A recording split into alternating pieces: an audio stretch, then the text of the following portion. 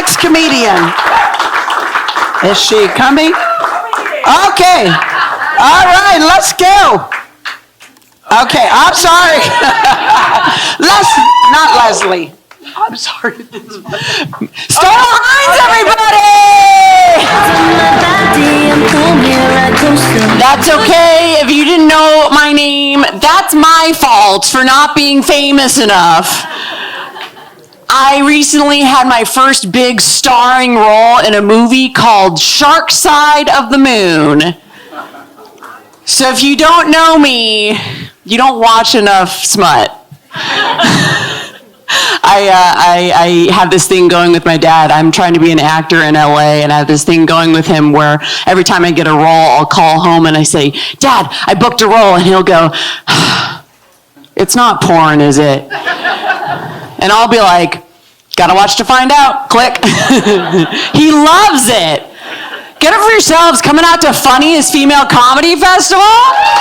Oh my God, supporting women, I love it. It's hard to do all the time. Friends will be like, Taylor's new album sucked. I'm like, hey, you have no idea what it's like to be a successful woman at the head of a multi-million-dollar empire. How much judgment and pressure that must be. And they're like, Maxie, neither do you. Ouch. My name is Maxie. I'm in LA. I'm feeling a little bit like a failure. I don't own land. I don't have a real job. I feel less like a woman in her 30s and more like a woman in the 30s. People have started to whisper why I haven't taken a husband. It's weird that I'm not married, considering how many people, when they first meet me, think they voted for my right to be married. Every woman over 60 I meet pulls me aside at some point and says, I want you to know, I strongly support gay rights. I'm like, so do I, Gail. It's just how I dress. People don't understand a tomboy after age 10. Like when I was a girl, I'd wear tennis shoes. And people would be like, oh, you're a tomboy. Now I wear tennis shoes. People are like, oh, you're Ellen? It's very confusing for people. I get it. I get women after shows all the time trying to test my straightness. And it's like, oh, thank you. You don't have to do that. Men have tested it plenty. I feel like gay people know they're gay because they're proud of who they're sexually attracted to. Straight people know we're straight because we're not proud of who we're sexually attracted to. My friends will be like, Maxie, he has a skullet. I'm like, I know, don't judge me.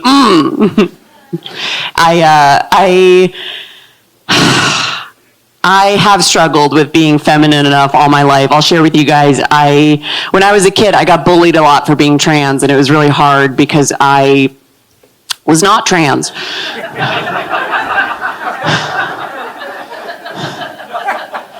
Some of you still don't believe me. Because of my voice, because my parents dressed me in my older brother's hand-me-downs, girls would corner me in the bathroom going, Maxie's a man, Maxie's a man. And then right there in the bathroom, to prove I wasn't a man, I'd have to cry in front of them. Which proved I wasn't a man. Proved I was a real man. I love my manly voice now, because no one's ever going to accuse me of sounding hysterical. Other girls freak out, they're like, oh my God. I freak out, I'm like, oh my God. They're like, he's taking this really well. I am jealous though of women who are so flaunting of their sexuality. They're my pussy this, my pussy that, my pussy's a goddess. I'm always like, really? A goddess? Mine's more like an air fryer. At first I was like, oh, I'm gonna use this all the time.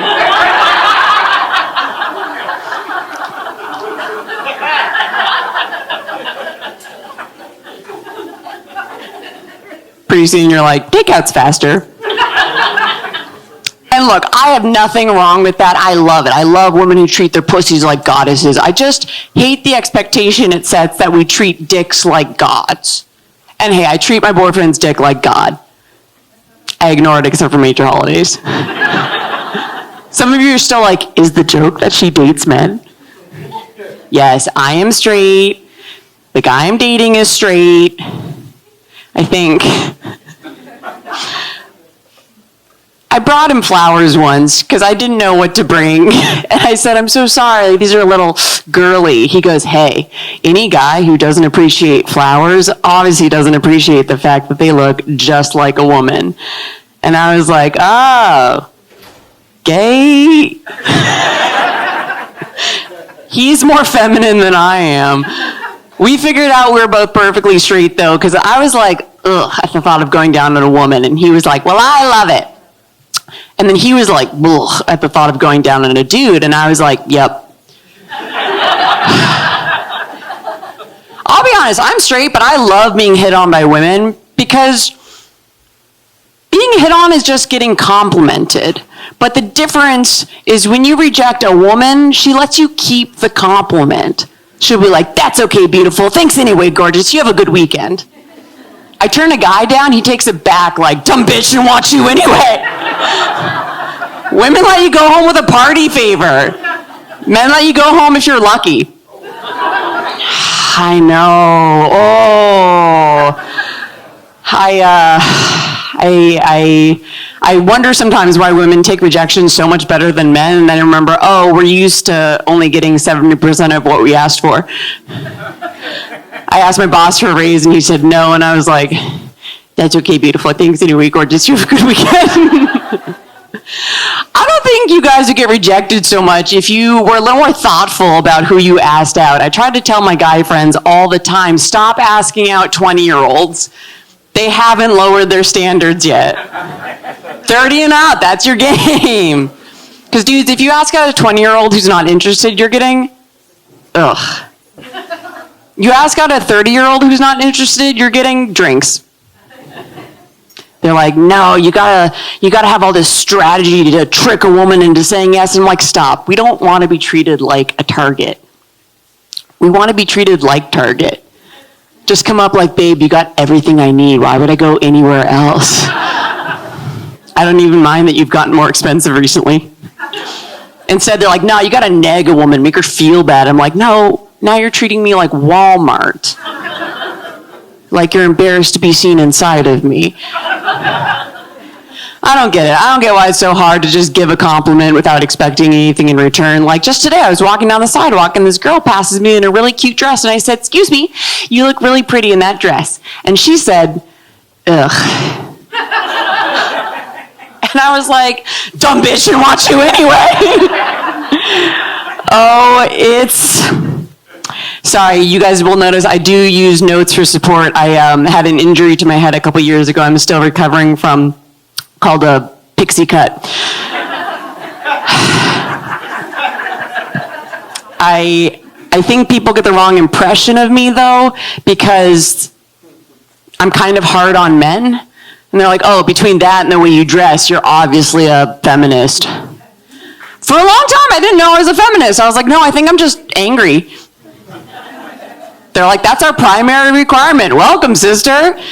I'm a lot. I have a lot of opinions. I'm basically like the Barbie movie. Men refuse to see me a second time. I know it's hard to, I don't know. It's unpopular calling yourself a feminist these days. It's weird. I don't know why. Like, I get it, but you don't have to identify as a feminist to support women. Like, there's days I don't know if I'm a feminist or if I just slept bad. I was walking down the bike path at my home and this guy bikes past me, and then as he's passing me, reaches out his hand and comes just this close as he passes by to grazing my waist. And I realized looking around, you know, if anyone were watching and he had actually made contact and just reached out a little bit further, that would have been perfect justification for me to turn to him and go, bah, bah, bah. Guys are like, oh, feminists, they're just a bunch of angry lesbians. I'm like, no, they're not, and I know, because I've never before that moment fantasized so hard about wanting a man to touch me. Look, it's amazing how often I feel like I'm not enough, considering how often I'm told I'm a lot. So, you guys are lovely, you're supporting women, but you know what weirds me out is guys who call themselves allies. Be an ally, that's great, but a guy who calls himself an ally is a little bit like an apple calling itself a red delicious. You can call yourself whatever you want, but you're blech on the inside.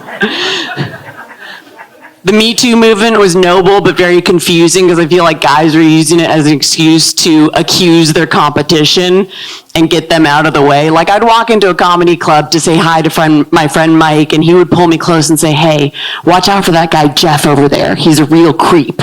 And I'd say, okay. And then I'd go say hi to my friend Jeff. And Jeff would pull me close and say, hey, watch out for that guy Mike over there. He's a real creep. And now I'm very confused because both my ears are wet.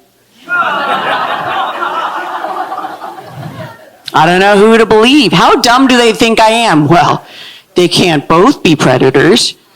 I'm so dizzy. I feel like the Me Too movement turned into a giant game of mafia because the first person to make an accusation was definitely guilty. Just like, wake up, townspeople. Someone was touched inappropriately during the night. Who do we think it was? It was Jeff! Well, Mike, now we're pretty sure it was you. Look, I love a male ally, but if you are only nice to women in order to get laid, you're not an ally. You're just short. I hear men all the time, I could never hurt a woman. You're 5'2", Kevin, we know. I used to think I wanted to get in fights. I used to think it was really fun when I was younger. I was like, that sounds really cool to be scrappy, get in a fight. But more recently, I've been like, wow, I hope I'm never in a physical fight. Someone could punch me in the face. And what a weird way to find out I actually do like my face. I've been living in LA. It's been very hard on the self-esteem because I'm around the most professionally beautiful people. I'm anywhere else, I say I'm beautiful. They're like, yeah, you are. I go back to LA, I say I'm beautiful. They're like, yeah, she's funny. I did a tour through rural Canada, and when I was there, I was basically a supermodel. Go back to LA, I'm basically a moose. But it's been hard. I feel harder since hitting 30 because I've noticed all these disturbing changes to my body. Like now, when I take my bra off at night, there's a drop. And they did not grow. My boobs are now a little bit like Tom Cruise in an action role. Bit of a stretch. It's hard. It's hard watching your body change. Like I thought I was still at the phase where teenage boys would want to see me naked. But there's this kid who works the desk at my gym, and everyone's always going, is Ethan gay? I can't tell. And I have to tell them, well, one time Ethan walked in on me changing and went like this. So he better be. I know there are things I can be doing. Like my agent says all the time I should do something about the bags under my eyes. She's like, they make you look tired. I'm like, well, if they're genetic, all the women in my family have them. Because all the men in my family are exhausting. Boo. It's an exhausting man right there. Or a very tired ghost. Happy Halloween!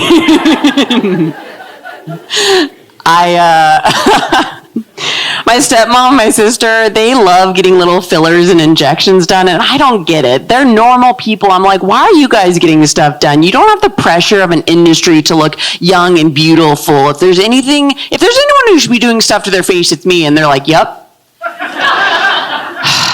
It just scares me sometimes. Some women take it too far. I see girls getting all these modifications. They look like dolls. It makes me so sad to see. I'm like, honey, what man is going to want you when he could have a real doll?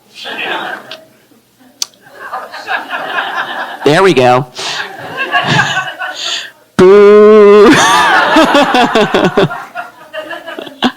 I just don't get the pressure to stay sexy our entire lives. Like, I was driving recently and I saw a billboard for pregnancy lingerie. I'm looking up at it like, she's already pregnant. Leave her alone.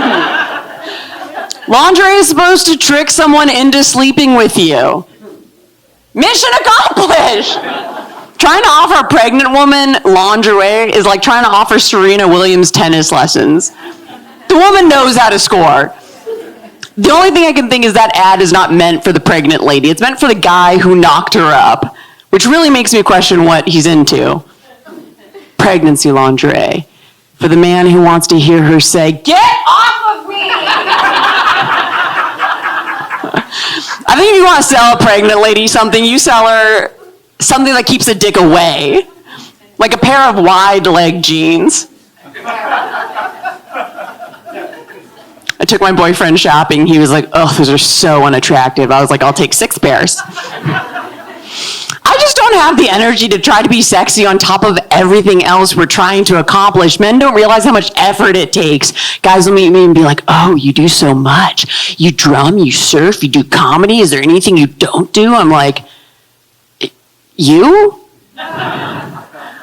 I think they mistake being sexy with having sex. They're like, ooh, J-Lo. Wonder what she sleeps in at night. I'm like, probably an eye mask and earplugs, if we're being honest. Real unsexy. I think the most disturbing change to happen to me since getting older is I've become more spiritual. Totally caught me off guard. I was coming home the other day from a show that went poorly, and these 2 drunk, teenage, very pretty girls come riding down the street on the same scooter, biff it into the pavement.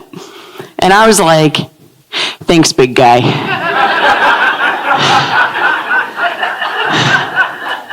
I needed that. Look, I have nothing against women who are younger and hotter than me. I just hate them. They make me feel so old. If you've ever talked to a 20-year-old, they make you feel old. I don't know what 40-year-old dude goes up to a 20-year-old girl like, well, guess I'll shoot my shot. I go up to a 20-year-old girl like, guess I'll shoot myself. Like, Gen Z is always taking the things my generation loved the most growing up and saying it didn't age well. Like, ugh, Pretty Woman didn't age well. Blazing Saddles didn't age well. And I can't wait for them to realize that the process they're describing of slow but inevitable decline into irrelevance and problematic social belief systems is not aging poorly. It's just aging. Oh, 16 Candles didn't age well. Well, neither will you, Parker. I can't wait to ruin all the things they enjoyed growing up. Ugh. The American healthcare system did not age well. I used to be in charge of all the hires at my gym, and I hated it. I hated interviewing the desk girls. I'd get a 16-year-old girl come in, and I'd be like, okay, do you have references? She'd be like, you look like a roller derby extra from Whip It. I'm like, you're hired. That was excellent. That was really excellent. It's weird to me, though. These girls now are totally raising the bar. I just can't keep up. I can't compete with these younger women coming into their own. I meet girls fresh out of Harvard who are supermodels, speak 6 languages. They read to blind orphans on the weekend. She's like, I'm also an engineer. I'm like, couldn't you just be a bitch? They are so much more advanced than I am. Like, even sexually, I'll listen to the desk girls at the gym being like, I finally did anal. I finally did deep throating. I'm like, oh, I don't want to hear that you've done more than me. These girls are into way savvier things than I was at their age. Like, there's a trend on TikTok called vabbing. Okay, these teenage girls are taking themselves and dabbing it on like perfume. I know! My friend Rachel told me about it. She was like, ew, gross. He wants to smell like a dead, rotten, smelly fish. I was like, you should get that checked out, Rach.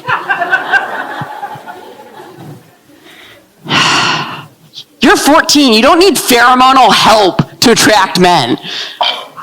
But I do, so I bought 2 bottles of Jessica.